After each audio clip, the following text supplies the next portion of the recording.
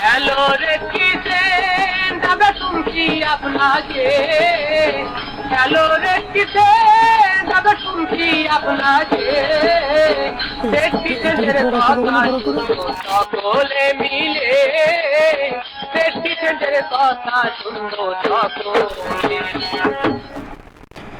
প্রিয় শ্রোতা, দূরে ও কাছে যে যেখান থেকে আমাদের অনুষ্ঠান শুনছেন সকলকে জানাই অনেক প্রীতি ও শুভেচ্ছা। শুনছেন ঘূর্ণিঝড় প্রস্তুতি বিষয়ক ফোন লাইভ অনুষ্ঠান হ্যালো রেড ক্রিসেন্ট, আমরা শুনছি আপনাকে। হ্যালো রেড ক্রিসেন্ট, আমরা শুনছি আপনাকে। প্রিয় শ্রোতা, আসসালামু আলাইকুম। আজ 17 মে 2025 খ্রিস্টাব্দ, 3রা বৈশাখ 1432 বঙ্গাব্দ, শনিবার। আমাদের স্টুডিওর ঘড়ির সময় বেলা 3টা 30 মিনিট। দূরের ও কাছের যে যেখানে বসে এই মুহূর্তে আমাদের অনুষ্ঠান শুনছেন সকলকে জানাই অনেক প্রীতি ও শুভেচ্ছা। আপনারা শুনছেন বাংলাদেশ রেড ক্রিসেন্ট সোসাইটির উদ্যোগে ও ডিজাস্টার রেসপন্স ডিপার্টমেন্ট কর্তৃক বাস্তবায়নাধীন IFRC supported cyclone response operation প্রকল্পের সহযোগিতায় জনপ্রিয় Colin live hello red crescent, আমরা শুনছি আপনাকে, প্রচারিত হচ্ছে রেডিও লোকবেতার থেকে। আমাদের আজকের বিষয় ঘূর্ণিঝড় ব্যবস্থাপনায় সরকার এবং রেড ক্রিসেন্টের সম্মিলিত ভূমিকা। আর এই অনুষ্ঠানটি পরিবেশিত হচ্ছে কমিউনিটি এনগেজমেন্ট অ্যান্ড অ্যাকাউন্টেবিলিটি টিমের পক্ষ থেকে। আজ আমরা হাজির হয়েছি অনুষ্ঠানের দ্বিতীয় পর্ব নিয়ে। অনুষ্ঠানটি পুনঃপ্রচারিত হবে আগামীকাল 18 মে রবিবার একই সময়ে একই তরঙ্গে। অনুষ্ঠান উপস্থাপনায় আপনাদের সাথে আছি আমি মোহাম্মদ সালমান।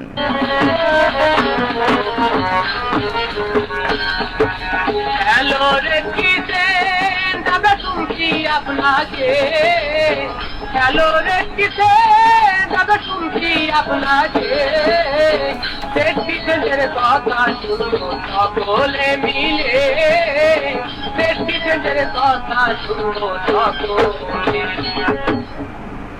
প্রিয় শ্রোতা, আজ শুনছেন অনুষ্ঠানটির দ্বিতীয় পর্ব হ্যালো রেড ক্রিসেন্ট, আমরা শুনছি আপনাকে। অনুষ্ঠানটি বাংলাদেশ রেড ক্রিসেন্ট সোসাইটির উদ্যোগে সরাসরি সম্প্রচারিত হচ্ছে লোকবেতার FM 99.2 থেকে, আর পুনঃপ্রচারিত হবে আগামীকাল বিকেল 3:30টায়।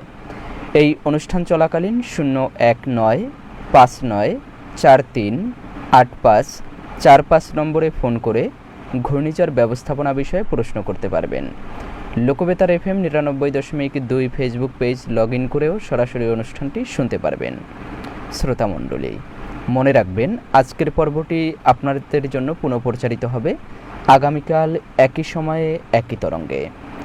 এই আলোচনার পুরো অংশ জুড়েই থাকবেন প্রিয় শ্রোতা আপনারাই। আপনাদের জিজ্ঞাসা অনুযায়ী সচেতনতামূলক বার্তা প্রচারের পাশাপাশি আপনাদের করা অসংখ্য প্রশ্নের মধ্য থেকে নির্বাচন করা হবে সেরা প্রশ্নটি। আর হ্যাঁ, একজন সেরা প্রশ্নকর্তা পাবেন বাংলাদেশ রেড ক্রিসেন্ট সোসাইটির পক্ষ থেকে আকর্ষণীয় উপহার।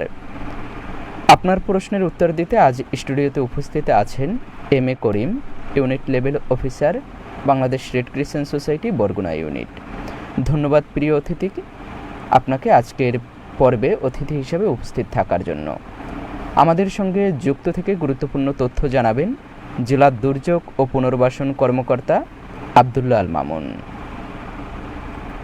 হ্যালো রেড ক্রিসেন্ট, আমরা শুনছি আপনাকে। প্রিয় শ্রোতা, বাংলাদেশ একটি দুর্যোগ প্রবণ দেশ। প্রাকৃতিক দুর্যোগ যেমন ঘূর্ণিঝড়, বন্যা, নদী ভাঙন, ভূমিকম্প মোকাবেলায় সরকার এবং বাংলাদেশ রেড ক্রিসেন্ট সোসাইটির গুরুত্বপূর্ণ ভূমিকা রয়েছে।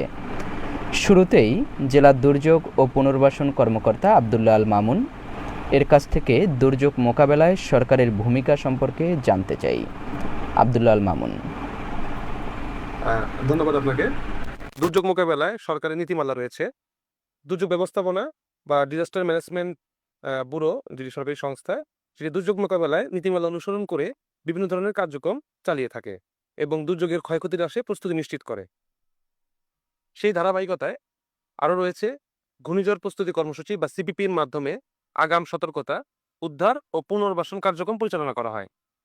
স্থানীয় প্রশাসন, উপজেলা ও ইউনিয়ন পর্যায়ে দুর্যোগকালীন আশ্রয়কেন্দ্র পরিচালনা এবং ত্রাণ বিতরণ করে থাকে। সর্বোপরি জেলা প্রশাসন এই সবগুলি কাজে সমন্বয় করে থাকে জেলার পর্যায় থেকে। এবং জেলা ত্রাণ ও পুনর্বাসন কর্মকর্তা যে কার্যালয়, সেটি ত্রাণ ও পুনর্বাসন মন্ত্রণালয় যে ক্ষতিগ্রস্তদের জন্য যে ত্রাণ, খাদ্য, চিকিৎসা সহায়তার পুনর্বাসনের ব্যবস্থা গ্রহণ করে, সেটি জেলা পর্যায়ে সমন্বয় কার্যক্রমগুলি গ্রহণ করে থাকে। এবং সর্বোপরি দুর্যোগ সহনশীল অবকাঠামো, ঘূর্ণিঝড় আশ্রয় কেন্দ্র বাঁধ নির্মাণ করে এই ঘূর্ণিঝড়ের যে প্রকোপ সেটি হ্রাসে সরকারি যত কার্যক্রম সেটির সমন্বয় সাধন করে থাকে। জি, ধন্যবাদ জনাব আব্দুল্লাল মামুন আপনাকে। এবারে প্রিয় শ্রোতা, আমাদের স্টুডিওতে উপস্থিত আছেন M A Karim, unit level officer ULO, Bangladesh Red Crescent Society Barguna unit. আপনার কাছ থেকে জানতে চাই বাংলাদেশ রেড ক্রিসেন্ট সোসাইটির ভূমিকা সম্পর্কে। ধন্যবাদ আপনাকে। ধন্যবাদ জানাচ্ছি সুপ্রিয় শ্রোতা মণ্ডলী সবাইকে।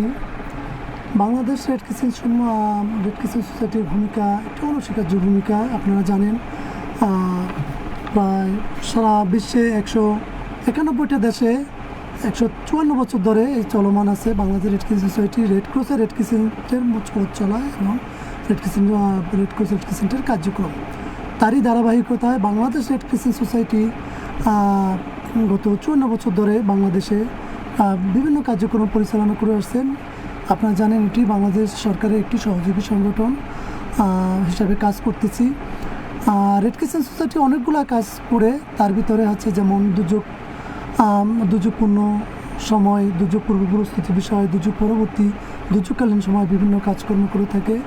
আমরা যদি বলি আমাদের উপকূলীয় জেলা যেমন বরগুনা জেলার কথা যদি আমরা বলি, এরকমের উপকূলীয় জেলা 14টা উপকূলীয় জেলা রয়েছে, সবগুলিতেই কার্যক্রম চলমান।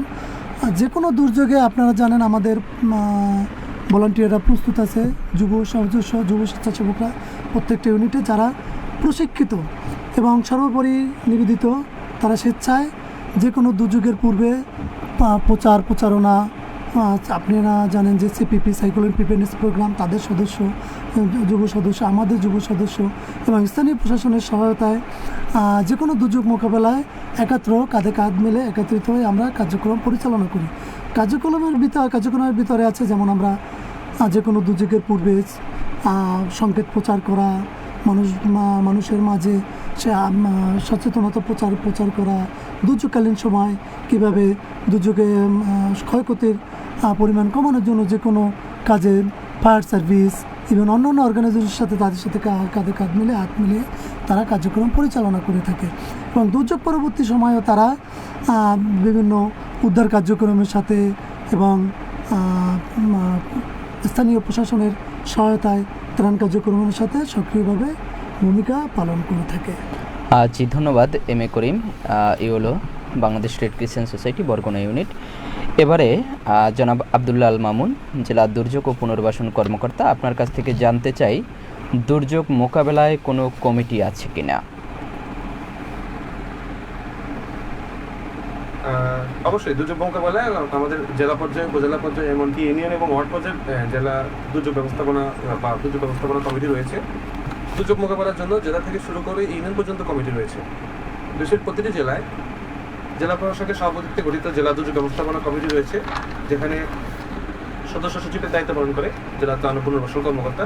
এটি জেলা পর্যায়ে দুর্যোগ ব্যবস্থা সংক্রান্ত সকল কার্যক্রম সমন্বয় এবং পর্যালোচনা করে থাকে। এবং প্রতি 3 মাস অন্তর অন্তর এই জেলা পর্যায়ের যে জেলা দুর্যোগ ব্যবস্থাপনা কমিটি, সেটার একটা বৈঠক হয়ে থাকে। এবং জরুরি সময় যখন এরকম আমাদের ঘূর্ণিঝড় অথবা কোনো সিগন্যাল চলে আসে বা কোনো সতর্কতা বা সতর্ক সংকেত আসে, তখন আমরা দেখা জরুরি অবস্থায় জরুরি বৈঠকও করে থাকি এই জেলা দুর্যোগ ব্যবস্থাপনা কমিটির। সেই ধারাবাহিকতায় প্রতিটি উপজেলার চেয়ারম্যানের সভাপতিত্বে উপজেলা দুর্যোগ ব্যবস্থাপনা কমিটি থাকে এবং উপজেলা পর্যায়ে দুর্যোগ ব্যবস্থাপনা সংক্রান্ত সকল কার্যক্রমে উপজেলা দুর্যোগ ব্যবস্থাপনা কমিটি করে থাকে। এখানে উপজেলার যে পিএ থাকেন, তিনি আসলে এই উপজেলা দুর্যোগ ব্যবস্থাপনা কমিটির সদস্য সচিবের দায়িত্ব পালন করে থাকেন। ইউনিয়ন পর্যায়ে ইউনিয়ন পরিষদের চেয়ারম্যানের সভাপতিত্বে ইউনিয়ন দুর্যোগ ব্যবস্থাপনা কমিটি সংশ্লিষ্ট ইউনিয়নের দুর্যোগ ব্যবস্থাপনা সংক্রান্ত সকল কার্যক্রম সমন্বয়, পর্যালোচনা ও বাস্তবায়ন করে থাকে। এবং এমনকি আমাদের ওয়ার্ড পর্যায়ে ওয়ার্ডেরও কিন্তু ওয়ার্ড দুর্যোগ ব্যবস্থাপনা কমিটি রয়েছে, যেখানে স্ব ওয়ার্ড মেম্বারগণ এই ওয়ার্ড দুর্যোগ ব্যবস্থাপনা কমিটি কার্যক্রমগুলি গ্রহণ করে থাকে। এবং আমাদের যদি আমরা শহরের দিকে লক্ষ্য করি, আমাদের সিটি কর্পোরেশনের ক্ষেত্রে সিটি কর্পোরেশনের যে আমাদের যে মেয়র থাকে, সেই মেয়রের সভাপতিত্বে সিটি কর্পোরেশন দুর্যোগ ব্যবস্থাপনা কমিটি থাকে। সেটি সিটি কর্পোরেশনের আওতাধীন এলাকার দুর্যোগ ব্যবস্থাপনা সংক্রান্ত সকল কার্যক্রম সমন্বয়, পর্যালোচনা ও বাস্তবায়ন করে থাকে।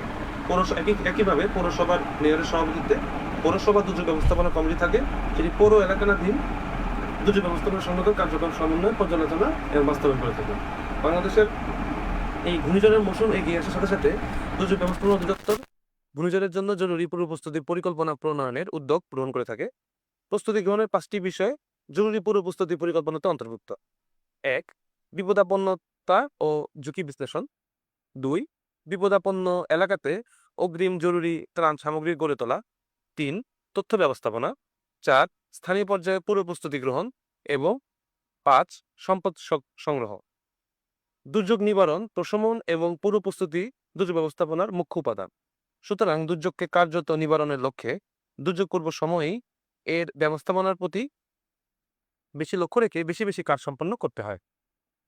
ক্রমধারা অবলম্বন করে দুর্যোগ ব্যবস্থাপনার সফলতা লাভ করা সম্ভব।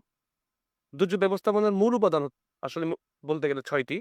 এগুলো হলো প্রতিরোধ, প্রশমন, পূর্ব প্রস্তুতি, সারাদান, পুনরুদ্ধার বা পুনর্বাসন বা পুনর্গঠন এবং সর্বোপরি উন্নয়নের কার্যক্রমগুলি গ্রহণ করা থাকে। এই উপাদানগুলো ক্রমধারা বাস্তবায়নের মাধ্যমে দুর্যোগ ব্যবস্থাপনায় টেকসই সুফল পাওয়া সম্ভব। জি, ধন্যবাদ জনাব আব্দুল্লাল মামুন আপনাকে। প্রিয় শ্রোতা, আপনারা কিন্তু অনুষ্ঠান চলাকালীন সময় ফোন বা SMS করতে পারেন 01959438545 নম্বরে। আমরা এবার একটি ফোন নিয়ে নিচ্ছি। হ্যালো, শুভেচ্ছা বন্ধু। হ্যালো, আসসালামু আলাইকুম। আমি মোহাম্মদ সাকিব মেলকার। আমি জেলখানা চমুনি নয়নাঙ্গেম বালিয়াতলি থেকে বলছিলাম। আমার প্রশ্ন আব্দুল্লাল মামুন স্যারের কাছে। আসলে বরগুনা জেলায় কয়টি আশ্রয় কেন্দ্র রয়েছে এবং ওই আশ্রয় কেন্দ্রে কতজন মানুষ থাকতে পারে?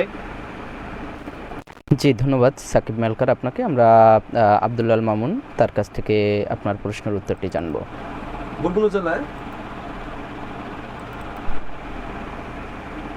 জেলায় 673টি আশ্রয় কেন্দ্র রয়েছে, যার মধ্যে বরগুনা সদর উপজেলায় 202টি, আমতলীতে 100টি, তালতলী উপজেলায় 52টি, পাথরঘাটা উপজেলায় 156টি, বেতাগী উপজেলায় 160টি এবং বামনা উপজেলায় 56টি। এই যে আমাদের যে আশ্রয় কেন্দ্রগুলি রয়েছে, এগুলি সরকারি এবং বেসরকারি পর্যায়ে সমন্বয় সাধন বা পরিচালনা করা হয়ে থাকে এবং এইসব আশ্রয় কেন্দ্র মিলে প্রায় আমাদের 3.5 লাখ মানুষ আমরা এই আশ্রয় কেন্দ্রগুলিতে ঘূর্ণিঝড়কালীন সময় আশ্রয় দেওয়ার মতো সক্ষমতা এই আশ্রয় কেন্দ্রগুলি রয়েছে। জি, ধন্যবাদ জনাব আব্দুল্লাল মামুন। এবারে আরও একটি ফোন নিয়ে নিচ্ছি। হ্যালো, শুভেচ্ছা বন্ধু। আসসালামু আলাইকুম, আমি ফারজানা বলছিলাম রায়ের তাবুক থেকে। জি, আমার প্রশ্ন হচ্ছে বরগুনায় কি পরিমাণ সামগ্রী মজুত রয়েছে? জি, ধন্যবাদ। এই প্রশ্নটি আমরা জনাব আব্দুল্লাল মামুন তার কাছ থেকে জানবো। দুর্যোগ মোকাবেলায় প্রতি বছরই অর্থ বছরের শুরুতেই আমাদের এই যেটাকে আমরা বলি জিআর, যেটা এই জিআর একটা আসে নগদ অর্থ এবং একটা আসে আমাদের চাল। এটি প্রতি বছরের প্রতি অর্থ বছরের শুরুতেই জেলা পর্যায়ে দুর্যোগ ব্যবস্থাপনা অধিদপ্তর মন্ত্রণালয় কর্তৃক অধিদপ্তরের সহায়তায় জেলা পর্যায়ে আমাদের জেলা প্রশাসকের আওতাধীন কার্যালয়ে প্রেরণ করা হয়ে থাকে। দুর্যোগ মোকাবেলায় প্রতি অর্থ বছরের শুরুতেই জেলা প্রশাসকের অনুকূলে যেটা আমরা বলি জিআর চাল এবং জিআর ক্যাশ, এই দুই ক্ষেত্রে আমাদের আসলে বরাদ্দ দেওয়া হয়ে থাকে। তো এই জিআর চালের আওতায় দুর্যোগকালীন সময় জরুরি ক্ষেত্রে আমাদের বর্তমানে আমাদের কাছে বরগুনা জেলার জন্য 470 মেট্রিক টন চাল মজুত রয়েছে এবং নগদ টাকা রয়েছে প্রায় 5.5 লাখ টাকার মতো এবং ঢেউটিন রয়েছে প্রায় 161টি বান্ডিল এবং আরো 18 লক্ষ টাকার ঢেউটিন কেনার কার্যক্রম চলমান রয়েছে এবং তাৎক্ষণিক খাবার বিতরণের জন্য আরো প্রায় 18 লক্ষ টাকার আমাদের কাছে বরাদ্দ এসেছে, যা আমরা খাদ্য কেনার কার্যক্রম এটা চলমান রয়েছে। যখনই আসলে আমরা বলতে গেলে এবং শুধু এটাই না, যখন যদি আসলে কোনো দুর্যোগ আমাদের এই ঘূর্ণিঝড় আমাদের এই জেলা আক্রমণ মানে জেলা যদি আসলে ঘটে থাকে, জরুরি ক্ষেত্রে আমরা চাহিদা চাওয়া মাত্রই দুর্যোগ ব্যবস্থাপনা অধিদপ্তর থেকে বলা হয়েছে যে চাহিদা চাওয়া মাত্রই আমাদেরকে এই যে ত্রাণ যে বরাদ্দ সেগুলি চাইবা মাত্রই আমাদেরকে সরবরাহ করা হবে। জি, ধন্যবাদ জনাব আব্দুল্লাল মামুন, জেলা দুর্যোগ ও পুনর্বাসন কর্মকর্তা, আপনাকে আমাদের সাথে যুক্ত থেকে শ্রোতাদের প্রশ্নের উত্তর দেওয়ার জন্য। এবারে স্টুডিওতে উপস্থিত MA Karim, unit level officer, Bangladesh Red Crescent Society Barguna unit. আপনাদের ইউনিটের যুব রেড ক্রিসেন্টের সদস্যরা রয়েছেন, আসলে তারা কি কাজ করে থাকেন সে বিষয়টি সম্পর্কে যদি একটু বলেন। ধন্যবাদ আপনাকে।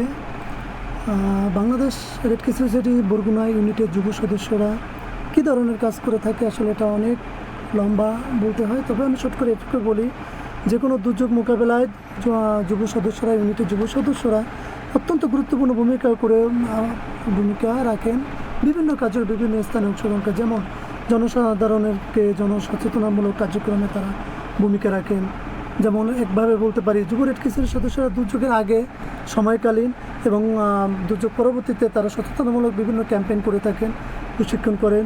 তারা দুর্যোগ প্রস্তুতির স্থানীয় জনগণকে সচেতন করে থাকেন, জরুরি ব্যবস্থা সম্পর্কে অবহিত করে থাকেন। দুর্যোগের সময় যখন চিকিৎসা ব্যবস্থা ব্যাহত হয় তখন সেখানে তারা প্রাথমিক চিকিৎসা এবং সার্চ অ্যান্ড রেস্কিউ, উদ্ধার এবং সন্ধান বিষয়ে তারা কার্যক্রম পরিচালনা করে থাকেন। এবং যে কোনো দুর্যোগ পরিস্থিতিতে তারা দ্রুততম যে কোনো অসহায় এবং লোকদেরকে চিকিৎসা সেবা দেওয়ার জন্য জরুরিভাবে তারা কার্যক্রম পরিচালনা করে থাকেন। জি, আমরা যতটুকু বুঝতে পারলাম যে দুর্যোগ পূর্ব, দুর্যোগকালীন এবং দুর্যোগ পরবর্তী তিনটি সময়ই হচ্ছে বাংলাদেশ রেড ক্রিসেন্ট সোসাইটি যুব সদস্য যারা রয়েছে তারা কাজ করে থাকে। এবারে আপনার কাছ থেকে জানতে চাই, Bangladesh Red Crescent Society Barguna unit দুর্যোগের ক্ষয়ক্ষতি নিরূপণে কারা কাজ করে থাকে? ধন্যবাদ আপনাকে। আসলে দুর্যোগ পরবর্তী সময় ক্ষয়ক্ষতি নিরূপণে প্রথম যে ভূমিকা রাখে সেটা হচ্ছে ডিআরও মহোদয়, বাংলাদেশের স্থানীয় প্রশাসন, জেলা প্রশাসন, তাদের কাজ মাধ্যমে প্লাস সিপিপি, যুব রেড ক্রিসেন্ট, তাদের সমন্বয়ে যে তালিকার কথা হয় সেই তালিকার সাথে আমার যুব সদস্যরা ওতপ্রোতভাবে জড়িত এবং তারা স্থানীয় প্রশাসনের সমন্বয়ে ডিআরওর মাধ্যমে বিভিন্ন ক্ষয়ক্ষতির পরিমাণ নিরূপ করে থাকে, যেটাকে আমরা ডিফর্ম বলি, বা ডিফর্মের মাধ্যমেই আমরা কার্যক্রমকে আমরা আমাদের সোসাইটির জাতীয় সদর দপ্তরে তালিকাগুলো প্রেরণ করে থাকি সমন্বয়ে। জি, ধন্যবাদ জনাব M A Karim, unit level officer, Bangladesh Red Crescent Society Barguna unit. এবারে আপনার কাছ থেকে জানতে চাই, ঘূর্ণিঝড় বা দুর্যোগের পরে জরুরি সারাদানে বাংলাদেশ সরকার একটি আদর্শ পরিচালনা পদ্ধতি অনুসরণ করে থাকে, যাকে সংক্ষেপে বলা হয় এসওপি। এ ব্যাপারে যদি একটু বলেন। আসলে এসওপি খুবই গুরুত্বপূর্ণ একটা অধ্যায়, যেটা বাংলাদেশ সরকার বাস্তবায়ন করার জন্য প্রচুর চেষ্টা করতেছে এবং বাস্তবায়ন করতেছে। তো এটা আমাদের বাংলাদেশ রেড ক্রিসেন্টের পক্ষ থেকে আমরা বিভিন্ন প্রোগ্রাম বা ইউনিটের পক্ষ থেকে এসওটি সম্পর্কে বিভিন্ন উপজেলায়, বিভিন্ন ইউনিয়নে আমরা ওরিয়েন্টেশন করে থাকি। এসওটির সদস্য কারা, তাদের কী কী দায়িত্ব, দুর্যোগকালীন সময় কার কী দায়িত্ব, টোটালটাই এটা এসওটির ভিতরে স্ট্যান্ডিং অর্ডারে লেখা আছে। তো এটা আমি মনে করি দুর্যোগ ব্যবস্থাপনা যে কমিটি আছে সবারই এ বিষয়ে খুবই গুরুত্বপূর্ণ ভূমিকা থাকবে, যদি তারা এই বিষয়ে ভালোভাবে জানে, নগদর্পণে রাখে এবং এসওডি সম্পর্কে তারা ভালোভাবে অভিজ্ঞতাটা রাখে এবং এই এসওডির যে ধারাটা সেটা যেন সবার মাঝে প্রচার করতে পারে। যেমন আমরা ইউনিয়ন ডিজাস্টার ম্যানেজমেন্ট কমিটি আছে, ওয়ার্ড ডিজাস্টার ম্যানেজমেন্ট কমিটি আছে, জেলা ডিজাস্টার ম্যানেজমেন্ট কমিটি আছে। ডিজাস্টার ম্যানেজমেন্ট কমিটিগুলোর মাঝে যদি এই এসওডিটা আমরা সম্পূর্ণভাবে তাদেরকে আমরা একটু ওরিয়েন্ট করতে পারি, আমার মনে হয় তাহলে বাংলাদেশের দুর্যোগকালীন যে ক্ষয়ক্ষতি সংখ্যাটা অনেক অনেক অংশ কমে যাবে। জি, আসলে এই এসওডি বলতে কি বোঝায় এবং এটির কাজটা কিভাবে কি হয় সে বিষয়ে? এটা হচ্ছে standing order of disaster, HOD, যেটা বাংলাদেশ সরকার তৈরি করেছে একটা স্ট্যান্ডিং অর্ডার। এই অর্ডারের আওতায় দেখা যায় একজন উপজেলা চেয়ারম্যান, একজন ইউনিয়ন চেয়ারম্যান, একজন ওয়ার্ড মেম্বার, কার কী দায়িত্ব। এখন দেখা যায় উপকূলীয় এলাকায় একদম দূরে যেখানে কমিউনিকেশন গ্যাপ থাকে সেখানে কিন্তু আমাদের ফায়ার সার্ভিস বলি, আমাদের রেড ক্রিসেন্ট বলি যেতে পারতেছি না। তো সেখানে যে লোকাল স্টেক হোল্ডার আছে, যেমন মেম্বার বলি, ওয়ার্ড মেম্বার বলি, সব তাদের কি দায়িত্ব, সে দায়িত্বটাকে যদি তারা বুঝতে পারে তাহলে সেখানে আমি মনে করি তারা তাদের কাজটুকু যদি সফলভাবে সম্পন্ন করতে পারে, আমাদের দুর্যোগকালীন সময় ক্ষয়ক্ষতির পরিমাণ অনেক অংশে কমে যাবে। জি, এটি আমরা এসওডি সম্পর্কে একটু ভাগগুলো যদি জানি যে 24 ঘন্টার মধ্যে, 24 থেকে 72 ঘন্টার মধ্যে, বা এই কাজগুলো যদি ভাগাকারে যদি একটু শ্রোতাদেরকে জানান তাহলে আরও ক্লিয়ার হবে আশা করি।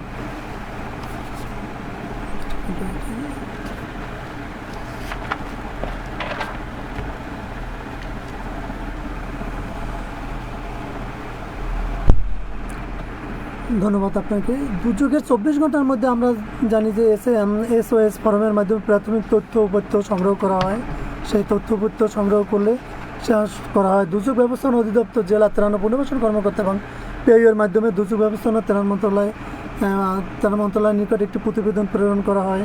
এসওডির আন্ডারে জেলা দুর্যোগ ব্যবস্থাপনা কমিটি জরুরি মিটিং আহ্বান করা হয় এবং সেই দুর্যোগ ব্যবস্থাপনা কমিটি মিটিং শেষে আমাদের Bangla red Crescent Society Barguna ইউনিটের যুব সদস্যরা একটি জরুরি মিটিং ডাকে এবং তারা প্রস্তুতিমূলক আলোচনা সভা করে জাতীয় দুর্যোগ সারাদান সমন্বয় কেন্দ্র ও দুর্যোগ ব্যবস্থাপনা কেন্দ্রে প্রাণহানি ও ক্ষয়ক্ষতির প্রত্যক্ষ অভিজ্ঞতা ভিত্তিক প্রাথমিক তথ্য পাঠাতে হয় এবং জেলা উপজেলা ইউনিয়ন পর্যায়ে নিয়ন্ত্রণ কক্ষ স্থাপন করা হয়, যেখানে সেটা নিয়ন্ত্রণ করা হয়।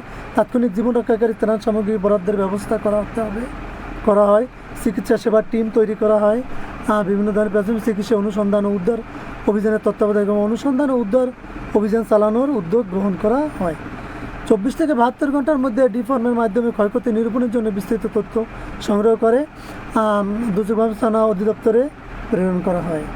এভাবে অনেকগুলো ডিফর্মের ভিতরে আছে, যেমন জেলা প্রশাসকের নিকট হতে প্রাপ্ত চাহিদাপত্র জেলা দুর্যোগ ব্যবস্থাপনা মন্ত্রণালয় তৈরি করা হয়, প্রেরণ করা হয়। দুর্যোগ ব্যবস্থাপনা ত্রাণ মন্ত্রণালয় প্রত্যেকটি হয় সংশ্লিষ্ট জেলা প্রশাসকের অনুকূলে জরুরি ত্রাণ বরাদ্দ করে থাকে। এভাবে অনেকগুলা কার্যক্রম পরিচালিত হয় এসওডি আন্ডারের মাধ্যমে। জি ধন্যবাদ। আপনার কাছ থেকে আমরা জানলাম এসওডি সম্পর্কে এবং এসওডি এটি যেমন হচ্ছে যে 24 থেকে 72 ঘন্টা, আবার 1 থেকে 4 সপ্তাহ, 2 থেকে 3 মাস, এরকম পর্যায়ক্রমে অনেকগুলো ভাগ রয়েছে। এবারে আপনার কাছ থেকে জানতে চাই, ঘূর্ণিঝড় সতর্ক সংকেত জানা এবং জনগণকে জানানো এটি কেন গুরুত্বপূর্ণ বলে আপনি মনে করেন, বা আপনার কাছে এটি কতটা গুরুত্বপূর্ণ মনে হয়? আসলে খুবই গুরুত্বপূর্ণ এই জায়গাটা। যদি আমি বলি যে সতর্ক সংকেতটা জানানো, আপনারা জানবেন যে এখন থেকে 20 বছর 30 বছর আগে একটা ঘূর্ণিঝড় আসলে প্রচুর লোক মারা যেত, পশুপালক মারা যেত, বা আবাদি ফসল নষ্ট হতো।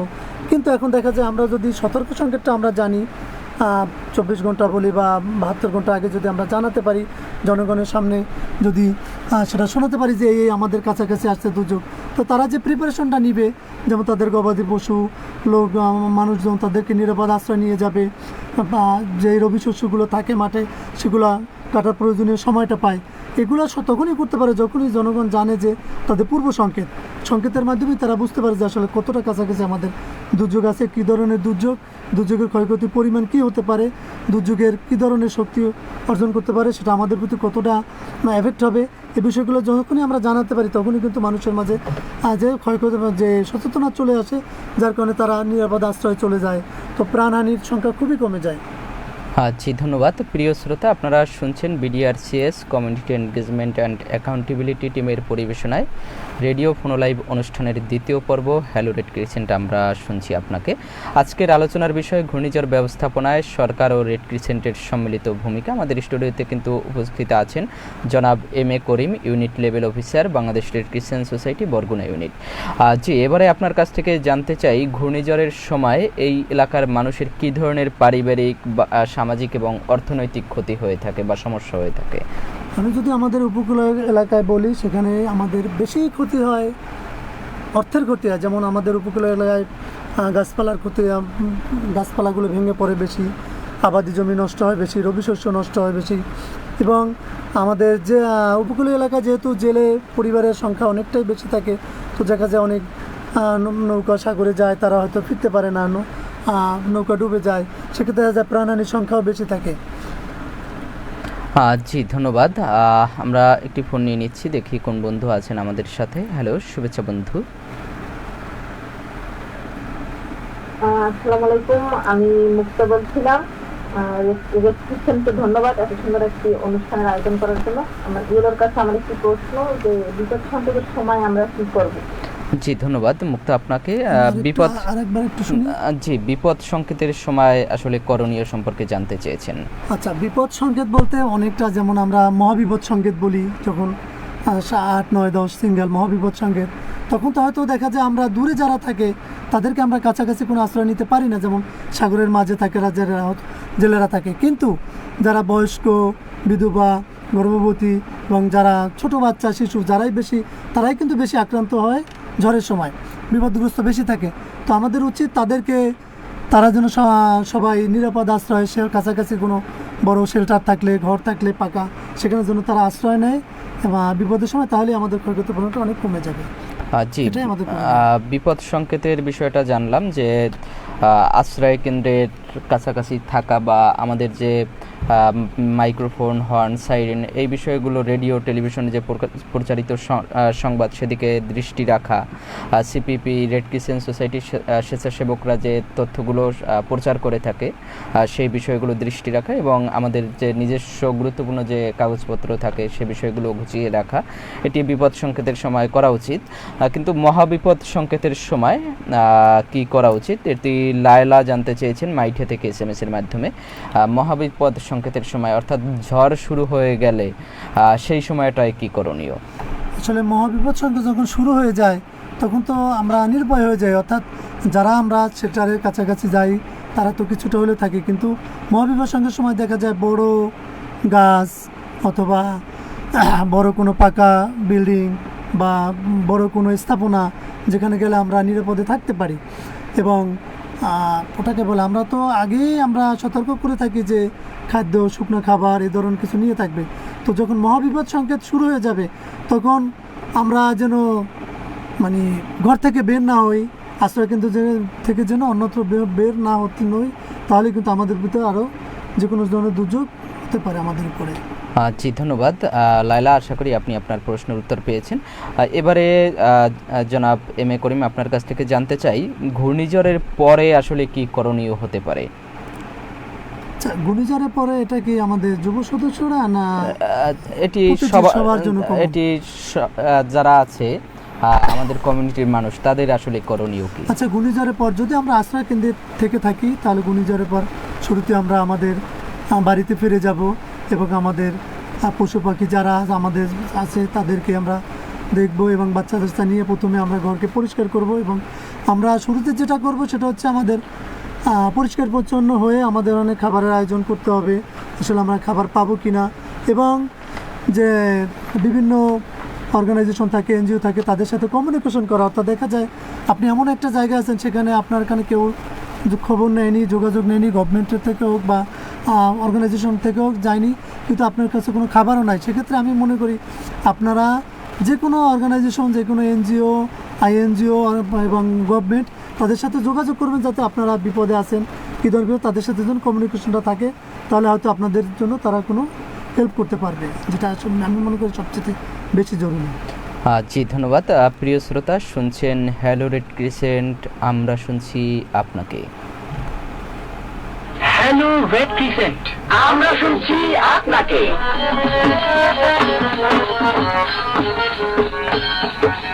হ্যালো রেড ক্রিসেন্ট, আমরা শুনছি আপনাকে। হ্যালো রেড ক্রিসেন্ট, আমরা শুনছি আপনাকে। রেড ক্রিসেন্টের কথা শুনবো সকলে মিলে। রেড ক্রিসেন্টের কথা শুনবো সকলে। জি, জনাব MA Karim, unit level officer, এবারে আপনার কাছ থেকে জানতে চাই প্রবল ঝড়ের সময় বা ঘূর্ণিঝড়ের সময় দরজা বা জানালার কাছে থাকা নিরাপদ নয় কেন? জি, ঝড় শুরু হয়ে গেলে সেই সময় জানালার পাশে থাকা বা ঘরের দরজা খুলে রাখা এটি নিরাপদ না কেন? না, অবশ্যই নিরাপদ না, কারণ যখন ঘূর্ণিঝড় প্রবল আকার শুরু হয় তখন বাতাসের গতি বৃদ্ধি পায় এবং বাতাস সেখান থেকে প্রবাহিত বেশি হয় এবং অন্যান্য গাছপালা ভেঙে তার ঘরে থাকতে পারে। ইভেন দরজা খোলা রাখলে দেখা যায় অনেক কিছু আমাদের ক্ষতিকারক প্রাণী যেমন সাপ এই ধরনের কিছু আমাদের ঘরে প্রবেশ করতে পারে। আর জানালা খুলে রাখলে ক্ষয়ক্ষতি বেশি হবে, এই কারণে জানালা থেকে তার বাতাস ঘরে প্রবাহিত হবে এবং তার ঘর যদি হালকা থাকে সেক্ষেত্রে ঘরটি তার ক্ষতিগ্রস্ত হবে এবং ঘর উড়েও যেতে পারে। জি, ধন্যবাদ। শামীম গুলবুনিয়া থেকে SMS করে জানতে চেয়েছেন ঝড়ের মৌসুমে ঘরবাড়ি আসলে কিভাবে নিরাপদ রাখা যায়? ঝড়ের মৌসুমে ঘরবাড়ি নিরাপদ রাখতে হলে অবশ্যই আমাকে ঘরের আশেপাশে যদি কোনো বড় গাছ থাকে সেগুলো আমাদের হয় কেটে ফেলবো, না হয় গাছের মূল রেখে উপরে ডালপালা ছেটে দেবো যাতে গাছে বেশি বাতাস না লাগে, কারণ গাছের বাতাস বেশি লাগলে ওই গাছই তার ঘরের উপর পড়ে যেতে পারে। এজন্য আমাদের গাছপালাগুলো কেটে ঝড়ের পূর্বেই, অর্থাৎ আমাদের যে একটা সিজন আছে, যেই সিজনে আমার ঝড় ঘূর্ণিঝড় আসতে পারে, তার পূর্বেই আমাদের ঘরকে নিরাপদ রাখার জন্য আশেপাশে বড় গাছপালাগুলোকে আমরা ছেটে দেবো অথবা ডালপালা কেটে দেবো, যাতে আমাদের ঘর নিরাপদে থাকে। জি, ধন্যবাদ। আশা করি শামীম আপনি আপনার প্রশ্নের উত্তর পেয়েছেন। ঝড়ের মৌসুমে আসলে নিরাপদ, যেমন এই সময়টা ঝড়ের পূর্ব মুহূর্ত, কিন্তু এই এখন বর্তমানে যে সময়, এটি কিন্তু ঝড়ের একটি সময়, অর্থাৎ এই সময় আমাদের গাছের ডালপালাগুলো একটু ছেটে রাখা। এবারে রাস্তায় বা খোলা মাঠে থাকার সময় যদি ঝড় শুরু হয়, সেক্ষেত্রে আসলে কি করতে হবে? রাস্তায় বা খোলা জায়গায় যদি ঝড় শুরু, সেক্ষেত্রে অবশ্যই আমাদেরকে বড় কোনো গাছের নিচে দাঁড়াতে হবে, যে গাছগুলো অনেক বড় আমাকে সেভ করতে পারবে, অথবা গাছপালা নাই এমন কোনো মাঠে হয়তো আমাদেরকে একদম নীরবে শুয়ে থাকতে হবে, যাতে আমাকে কোনো বাতাস আঘাত করতে না পারে। জি, ধন্যবাদ। রাবেয়া প্রশ্ন করেছেন বড়ইতলা থেকে। তিনি জানতে চেয়েছেন ঝড়ের সময় কোন জিনিস হাতের কাছে রাখা উচিত?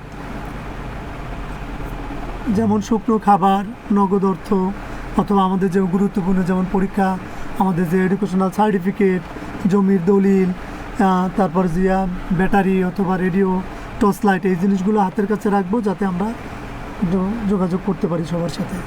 জি, ধন্যবাদ রাবেয়া। আশা করি আপনি আপনার প্রশ্নের উত্তর পেয়েছেন। এই ঝড়ের সময়টাতে সবচেয়ে বেশি ঝুঁকিতে থাকে কারা? ঝড়ের সময় সবচেয়ে বেশি ঝুঁকিতেই থাকে নারীরা, শিশু, তারপরে আমাদের বৃদ্ধ, পরিবারের বয়স্ক আছে যারা, এবং শারীরিক প্রতিবন্ধী, তাদেরকে আমরা বেশি ক্ষতির মুখে দেখি।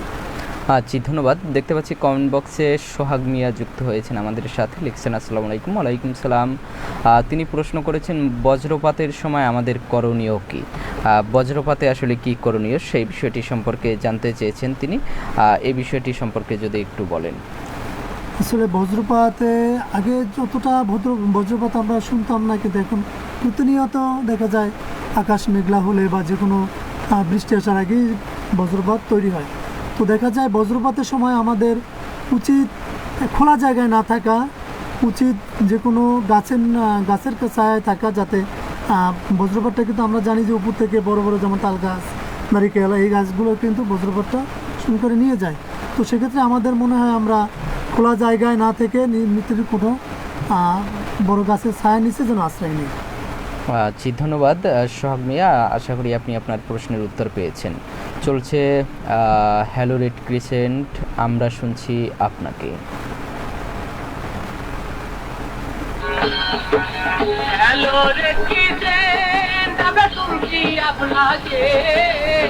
হ্যালো রে কিসেন্ট, আমরা শুনছি আপনাকে।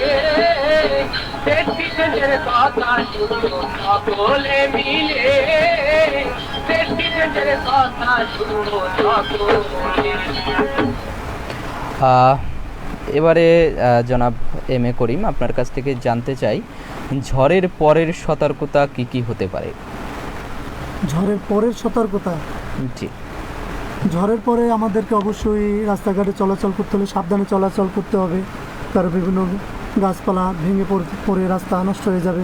কেননা রাস্তা অনেক সময় দেখা যায় যে রাস্তায় বিদ্যুতের খুঁটি পড়ে আছে, সেই বিদ্যুতের খুঁটিতে হয়তো আমাদের দুর্ঘটনা ঘটতে পারে, তারপরে পারে, অথবা যেমন জলাবদ্ধ স্থান থাকতে পারে, দেখা যায় রাস্তা ভেঙে গেছে, সেখানে জলাবদ্ধতা তৈরি হচ্ছে। তো আমাদেরকে সাবধানে চলাচল করতে হবে রাস্তা দিয়ে বা যোগাযোগের রাস্তা দিয়ে, যাতে কোনো দুর্ঘটনার শিকার না হয়। জি, আমরা একটি ফোন নিয়ে নিচ্ছি। হ্যালো, শুভেচ্ছা বন্ধু। আমি সাইদুল ইসলাম জয় বলছিলাম, জি, বরগুনা থেকে। ঝড়ের পরে ক্ষয়ক্ষতির বিষয়ে জানতে কার সাথে যোগাযোগ করব? জি, ধন্যবাদ। ঝড়ের পরে যে ক্ষয়ক্ষতিগুলো হয় সেই বিষয়ে জানতে বা জানানোর জন্য আসলে কার সাথে যোগাযোগ করা উচিত?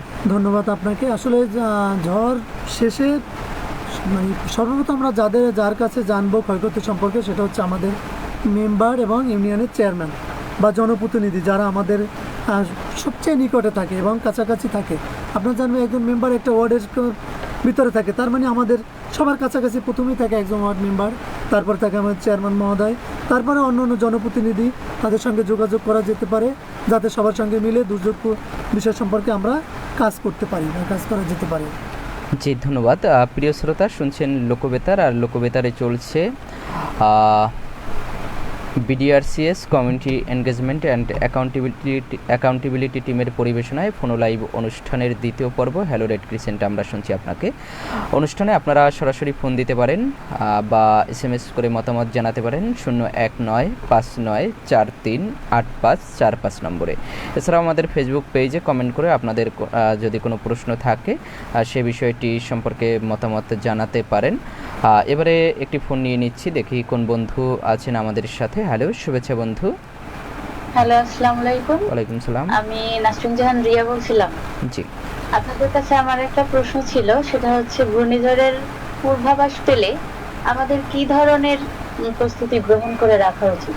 জি ধন্যবাদ নাসরিন জাহান রিয়া আপনাকে। ঘূর্ণিঝড়ের পূর্বাভাস পেলে আমাদের কি ধরনের আগাম প্রস্তুতি গ্রহণ করে রাখা উচিত এই বিষয়টি সম্পর্কে জানতে ধন্যবাদ চেয়েছেন। আপনাকে। ঘূর্ণিঝড়ের পূর্বাভাস পেলে আমরা যখন সংকেত প্রচার করা হয়, আমরা যখন জানি, তখন আমাদেরকে অবশ্যই অনেকগুলো কাজ আমাদেরকে করে রাখতে হবে। যেমন এক, ঘূর্ণিঝড়ের আগাম বার্তা পেলে অবশ্যই পরিস্থিতি ব্যক্তিগত সুরক্ষা সামগ্রী যেমন মাস্ক, হাত ধোয়ার সাবান বা অন্যান্য উপকরণ সঙ্গে রাখতে হবে। ব্যাটারি চালিত রেডিও অথবা টর্চ লাইট এগুলো সাথে রাখতে হবে। চার্জ দেওয়া যায় এমন কোনো বস্তু যেমন মোবাইলের চার্জার বা রেডিও বা টর্চ লাইট এগুলোকে আমাদের সরঞ্জামাদির সাথে রাখতে হবে। খাবার পানি, শুকনো খাবার যেমন চিড়া, মুড়ি, গুড়, যেমন প্রয়োজনীয় ওষুধ যেগুলো ধরে সেগুলো আমাদের সাথে রাখতে হবে। নিজের এবং পরিবারের সদস্যদের জাতীয় পরিচয়পত্র যেমন দলিল, আসবাবপত্র, আগেই বলেছি যে সার্টিফিকেট, অর্থাৎ গুরুত্বপূর্ণ যেই ডকুমেন্টগুলো যেগুলো আমাদের পরবর্তী সময় কাজে লাগবে, যেমন NID কার্ডের ফটোকপি অথবা মেন কপি, সেগুলো আমাদের কাছে রাখতে হবে। যেমন জ্বর পরবর্তী সময় আমাদের এগুলো প্রচুর কাজে দেবে। এবং বাড়ির এলাকায় কোনো টিউবওয়েল যদি লবণাক্ত থাকে বা টিউবওয়েল যদি আমরা সংকেত পাই যে প্রচুর পানি হবে, সেক্ষেত্রে আমাদের টিউবওয়েলগুলো বা চুলার উপরে পলিথিন দিয়ে আটকে, ওগুলো আমরা যেন আটকে রাখি যাতে লবণ পানি টিউবওয়েলে প্রবেশ করতে না পারে। এই জিনিসগুলো আমাদের আসলে করে রাখা উচিত। জি যাতে ধন্যবাদ। আমাদের সুরক্ষা জি হয়। ধন্যবাদ। আমরা একটি ফোন নিয়ে নিচ্ছি। হ্যালো, শুভেচ্ছা বন্ধু। আসসালামু আলাইকুম। ওয়ালাইকুম সালাম। কে বলছেন, কোথা থেকে? জি, আমি মুন্না বলছিলাম, ঢাকা নারায়ণগঞ্জ থেকে। জি আমি অনুষ্ঠানটা শুনতেছিলাম, আমি একটু পরিবেশের সাথে কথা বলতেছিলাম। জি করিম ভাই, খুবই সুন্দর হচ্ছে, আপনার ইনফরমেশন গুলো খুবই সুন্দর। আপনি ভালো আছেন তো করিম ভাই? জি জি, ভালো আছেন? এই তো আলহামদুলিল্লাহ আছি ভালো। ভাই, আমি যে তৃতীয় প্রজেক্ট থেকে মুন্না বলছিলাম। হ্যাঁ মুন্না ভাই, হচ্ছে ভাই চিনতে আপনার পারছি। অনুষ্ঠানটা, এবং আপনি খুবই সুন্দর ইনফরমেশন দিচ্ছেন যেগুলো মানুষের জন্য খুবই উপকারী এবং মানে খুবই কার্যকরী। এবং আপনি এ ধরনের আসলে আরো ভালো ভালো ইনফরমেশন দিয়ে একটু লোকজনের সাথে থাকেন, এটাই আসলে কামনা করি। ধন্যবাদ ভাই। থ্যাংক ইউ ভাই। জি ধন্যবাদ মুন্না ভাই, আপনাকেও আমাদের সাথে থাকার জন্য। দেখতে পাচ্ছি আমাদের কমেন্টে সোহাগ মিয়া যুক্ত হয়ে লিখেছেন, ঘূর্ণিঝড়ের সময় সবচেয়ে বেশি কারা ঝুঁকিতে থাকে? ইতিমধ্যে আপনি প্রশ্নটির উত্তর একবার দিয়েছেন, তারপরেও যদি আরেকবার একটু ক্লিয়ার করেন। ঘূর্ণিঝড়ের সময় আমাদের সবচেয়ে বেশি ঝুঁকি থাকে যেমন নারী, শিশু, বয়স্ক, বৃদ্ধ এবং যারা প্রতিবন্ধী, শারীরিক প্রতিবন্ধী, তারাই কিন্তু ঝুঁকিতে সবচেয়ে বেশি থাকে। জি ধন্যবাদ সোহাগ মিয়া, আশা করি আপনি আপনার প্রশ্নের উত্তর পেয়েছেন। আমরা আরও একটি ফোন নিয়ে নেব, দেখি কোন বন্ধু আছেন আমাদের সাথে। হ্যালো, শুভেচ্ছা বন্ধু। আসসালামু আলাইকুম, আমি মোহাম্মদ সাইফুল ইসলাম বলছি বদরখালী থেকে। জি ওয়ালাইকুম সালাম। রেড টিভিকে ধন্যবাদ এত সুন্দর একটি প্রোগ্রাম আয়োজন করার জন্য। এবং আমার একটি প্রশ্ন হলো, ঘূর্ণিঝড় চলাকালীন সময়ে আমাদের কি কি বিষয়ে লক্ষ্য রাখা উচিত? জি ধন্যবাদ সাইফুল ইসলাম আপনাকে। ঘূর্ণিঝড় চলাকালীন সময় আসলে কি কি বিষয়ে লক্ষ্য রাখা উচিত সেই বিষয়টি সম্পর্কে যদি বলেন। ঘূর্ণিঝড় চলাকালীন সময় আমাদের অনেকগুলো দিকেই আমাদের লক্ষ্য রাখা উচিত। যেমন এক নম্বরে আমরা শুকনো খাবার রাখছি কিনা, সেটা আমাদের শুকনো খাবার, মোমবাতি, ম্যাচ, তারপরে কেরোসিন তেল, ব্লিচিং পাউডার, সাবান, পরিষ্কার করার জন্য কাপড়, পরিষ্কার কাপড়, টুকরো, তারপর মাস্ক, প্রাথমিক চিকিৎসার জিনিসপত্র, এগুলো আমাদের হাতে ঠিকমতো আছে কিনা, মানে অর্থাৎ রেডি আছে কিনা, এক কথা বলা যায়, ইউজ করার মতো থাকে কিনা। ঘূর্ণিঝড় কবলিত এলাকায় দুর্ঘটনার বৈদ্যুতিক তার ও খুঁটি থেকে নিরাপদ দূরত্ব বজায় রাখা আমাদের লক্ষ্য রাখা উচিত, যাতে তার ছিঁড়ে আমাদের ঘরের উপরে না পড়তে পারে অথবা কোনো বাড়ির আঙিনায় না পড়তে পারে। পরিবারের নারী, বিশেষ করে গর্ভবতী মা, বৃদ্ধ, প্রতিবন্ধী সদস্যদের যত্ন নেওয়া দরকার। তা ঘূর্ণিঝড়ের সময় শিশুরা যেন পানিতে ডুবে জীবন না হারায়, সেজন্য তাদের পানির কাছাকাছি যেন যেতে না পারে, সেটা আমাদের একদম খেয়াল রাখা দরকার। জি ধন্যবাদ। প্রিয় শ্রোতা, সরাসরি অনুষ্ঠানটি শুনতে পাচ্ছেন রেডিও লোকবেতার FM 99.2 থেকে। আর এই অনুষ্ঠানটি পরিবেশিত হচ্ছে কমিউনিটি এনগেজমেন্ট অ্যাকাউন্টেবিলিটি টিমের পক্ষ থেকে বাংলাদেশ রেড ক্রিসেন্ট সোসাইটির উদ্যোগে। প্রিয় শ্রোতা, মনে রাখবেন অনুষ্ঠানের শেষে আমরা জানিয়ে দেব সেরা প্রশ্নকর্তার নাম, তাই আমাদের সঙ্গে যুক্ত থাকুন, শুনতে থাকুন হ্যালো রেড ক্রিসেন্ট, আমরা শুনছি আপনাকে। হ্যালো রেড ক্রিসেন্ট, আমরা শুনছি আপনাকে।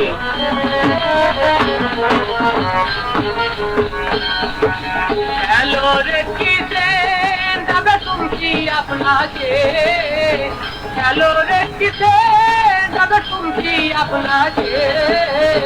রেড ক্রিসেন্টের কথা শুনো সকলে মিলে।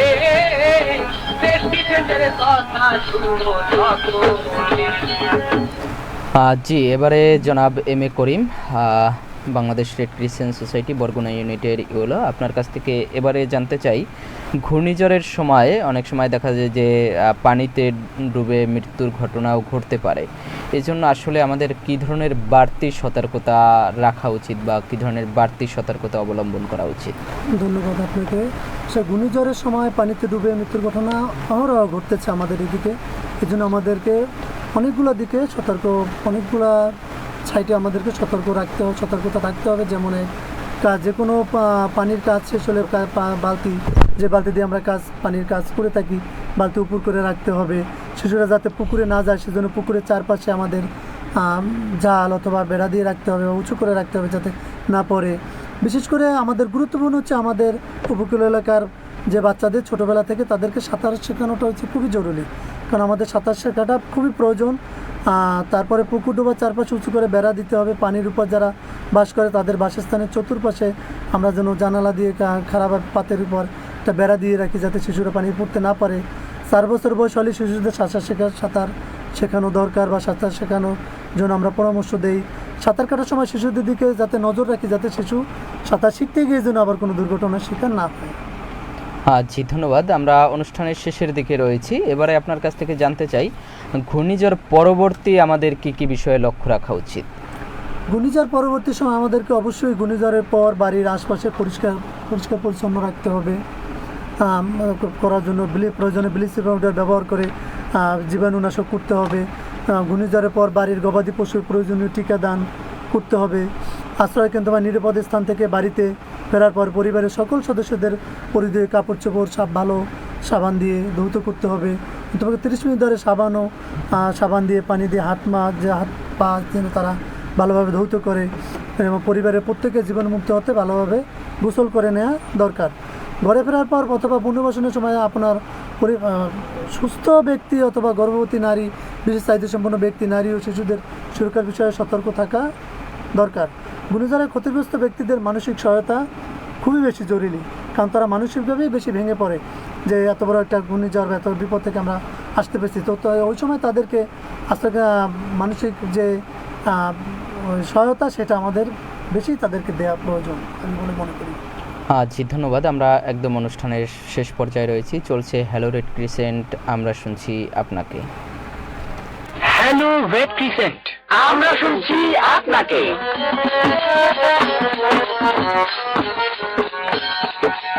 হ্যালো রেড ক্রিসেন্ট, আমরা শুনছি আপনাকে। হ্যালো রেড ক্রিসেন্ট, আমরা শুনছি আপনাকে। রেড ক্রিসেন্টের কথা শুনবো সকলে মিলে। রেড ক্রিসেন্টের কথা শুনবো সকলে। প্রিয় শ্রোতা, আমরা চলে এসেছি অনুষ্ঠানের একদম শেষ প্রান্তে। এবারে আমরা জানিয়ে দেব আজকের অনুষ্ঠানের সেরা প্রশ্নকর্তার নাম। তার আগে অনুষ্ঠানটি যারা শুনেছেন, প্রশ্ন করেছেন, তাদের প্রত্যেককে জানাই আন্তরিক ধন্যবাদ। আমাদের স্টুডিওতে উপস্থিত অতিথি জনাব M.A. Karim, unit level officer, Bangladesh Red Crescent Society. আপনার কাছ থেকে আজকের যে প্রশ্নগুলো এসেছে তার মধ্যে থেকে সেরা প্রশ্নটি কোনটি বলে আপনি মনে করেন সেটি শ্রোতাদের একটু জানিয়ে দেন। আসলে অনেকগুলো প্রশ্ন পেয়েছি, তবে আমি মনে করি আজকে যে প্রশ্নগুলো আসছে তার ভিতরে সবচেয়ে গুরুত্বপূর্ণ এবং প্রয়োজনীয় যে প্রশ্নটা ছিল সেটা হচ্ছে ঘূর্ণিঝড় চলাকালীন আমাদের কী কী বিষয় প্রতি লক্ষ্য রাখা উচিত। এটাই আমাদের আসলে অনেক গুরুত্বপূর্ণ একটা প্রশ্ন, এবং এই প্রশ্নটাই যে করেছেন আজকে সাইফুল ইসলাম হচ্ছে আজকে প্রথম হয়েছে প্রশ্নদাতা হচ্ছে সাইফুল ইসলাম বদরখালী। জি সাইফুল ইসলাম, আপনাকে অভিনন্দন আমাদের আজকের অনুষ্ঠানের সেরা প্রশ্নকর্তা হিসাবে। আপনি পাচ্ছেন বাংলাদেশ রেড ক্রিসেন্ট সোসাইটির পক্ষ থেকে আকর্ষণীয় পুরস্কার। হ্যালো রেড ক্রিসেন্ট, আমরা শুনছি আপনাকে।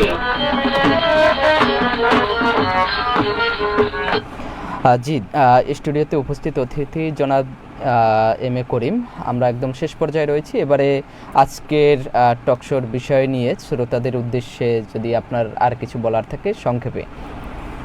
ধন্যবাদ আপনাকে। আসলে আজকে যে অনুষ্ঠানটা করছে এই ধরনের অনুষ্ঠান আসলে খুব বেশি দরকার আমাদের উপকূলীয় এলাকায়, কারণ আমরা আসলে উপকূলীয় এলাকার লোকজন খুবই অবহেলিত। আর এটা প্রয়োজন এই কারণে যে আমাদের এখানে দেখা যায় যে বছরে 2-3টা তার অধিকও হতে পারে, ঘূর্ণিঝড় বলি, সাইক্লোন বলি, বন্যা বলি, যে কোনো একটা থাকেই। তো সেক্ষেত্রে এটা আমি মনে করি এই অনুষ্ঠানটা এভাবে যে চলমান যারা আয়োজন করছে বাংলাদেশ ক্রিসেন্ট সোসাইটির পক্ষ থেকে আজকে যে লোকবেতার বরগুনা, তো আমি তাদেরকে ধন্যবাদ জানাই যে এই ধরনের প্রোগ্রাম আরও সম্প্রচার করে থাকে। আমাদের যারা শ্রোতা আছে তাদেরকেও ধন্যবাদ জানাই। আপনারা জানুন, বুঝুন এবং জানার চেষ্টা করুন। ঘূর্ণিঝড় সম্পর্কে আমরা যত বেশি সতর্ক হব তত আমাদের ক্ষয়ক্ষতির পরিমাণ কমে আসবে। যত সতর্কতা বেশি ততই ক্ষয়ক্ষতির পরিমাণ কম। এটাই হচ্ছে আমাদের স্লোগান। জি ধন্যবাদ জনাব M A Karim, unit level officer Bangladesh Red Crescent Society Barguna unit, আপনাকে আমাদের স্টুডিওতে এসে শ্রোতাদেরকে ঘূর্ণিঝড় পূর্ব প্রস্তুতি, ঘূর্ণিঝড় বিষয়ে গুরুত্বপূর্ণ তথ্য দিয়ে মতামত দিয়ে সহযোগিতা করার জন্য।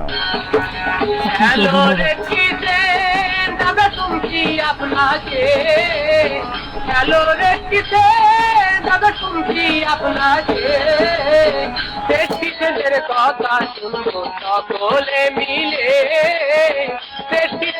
কথা শুনবো সকলে। প্রিয় শ্রোতা, লোকবেতার FM 99.2 ফেসবুক পেজে হ্যালো রেড ক্রিসেন্ট আমরা শুনছি আপনাকে এই অনুষ্ঠান সম্পর্কে মতামত জানাতে পারেন। অনুষ্ঠান সম্পর্কে মতামত জানাতে পারেন রেডিও লোকবেতার FM 99.2 এই ঠিকানায়। আমাদের কাছে চিঠি লেখার ঠিকানা প্রযোজক হ্যালো রেড ক্রিসেন্ট আমরা শুনছি আপনাকে, রেডিও লোকবেতার FM 99.2 সদর রোড, পশ্চিম বরগুনা, বরগুনা 8700। প্রিয় শ্রোতা, ঘড়ির কাঁটা বলছে উঠতে হবে, তবে বিদায় নেবার আগে প্রিয় অতিথি আপনাকে আবারও কৃতজ্ঞতা জানাচ্ছি আমাদের আজকের অনুষ্ঠানে যোগ দেওয়ার জন্য। প্রিয় শ্রোতা, শুনলেন বাংলাদেশ রেড ক্রিসেন্ট সোসাইটির উদ্যোগে রেডিও লোকবেতারের পরিবেশনায় হ্যালো রেড ক্রিসেন্ট আমরা শুনছি আপনাকে। অনুষ্ঠানটির কারিগরি নির্দেশনায় ও সার্বিক তত্ত্বাবধানে ছিলেন community engagement and accountability team ও Bangladesh Red Crescent Society BDRCS ও International Federation of Red Cross and Red Crescent Society. অনুষ্ঠানটির উপস্থাপনায় ছিলাম আমি মোহাম্মদ সালমান, অনলাইন সম্পাদনায় ছিলেন জহিরুল ইসলাম পাবেল। অনুষ্ঠানটির কারিগরি নির্দেশনায় ও সার্বিক তত্ত্বাবধানে ছিল কমিউনিকেশন বিভাগ, বাংলাদেশ রেড ক্রিসেন্ট সোসাইটি। আর অনুষ্ঠানটি প্রযোজনা করলেন জনাব মনির হোসেন কামাল। অনুষ্ঠানটি পুনঃপ্রচারিত হবে আগামীকাল একই সময়ে একই তরঙ্গে।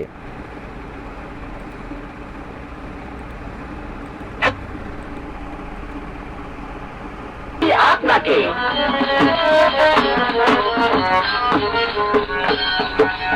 হ্যালো রেড ক্রিসেন্ট আমরা শুনছি আপনাকে, হ্যালো রেড ক্রিসেন্ট আমরা শুনছি আপনাকে। অনুষ্ঠানটির পরবর্তী পর্ব শুনতে পাবেন আগামী 20 মে 2025 মঙ্গলবার বিকাল 3:30টায় একই রেডিওতে একই তরঙ্গে নতুন কোনো বিষয় নিয়ে। আর পুনঃপ্রচারিত হবে পরের দিন বিকাল 3:30টায় শোনার আমন্ত্রণ রইল। প্রিয় শ্রোতা, আজকের মতো এখানেই বিদায় নিচ্ছি, কথা হবে আগামী পর্বে। সে পর্যন্ত ভালো থাকুন, সুস্থ থাকুন। যে কোনো প্রাকৃতিক দুর্যোগে নারী, বৃদ্ধ, প্রতিবন্ধী ও শিশুদেরকে নিরাপদে রাখুন। হ্যালো রেড ক্রিসেন্ট আমরা শুনছি আপনাকে।